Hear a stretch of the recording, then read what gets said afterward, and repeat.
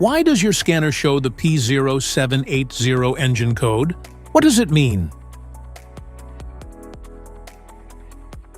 P0780 is a diagnostic trouble code for shift malfunction. This engine code indicates that there is a fault with the transmission shifting. Under this circumstance, stop driving and repair your vehicle immediately.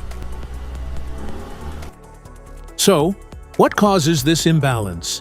Here are the most common culprits. This code is caused by these possible faults in your car. Low or dirty transmission fluid.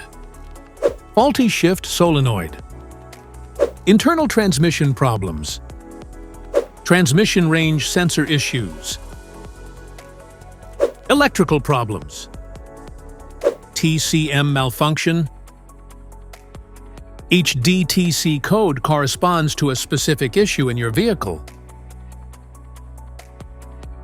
This error code occurs in OBD2-equipped vehicles, especially those manufactured in 1996.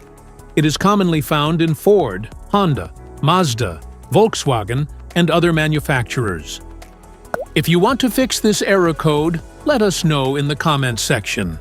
We will definitely make the video on your demand.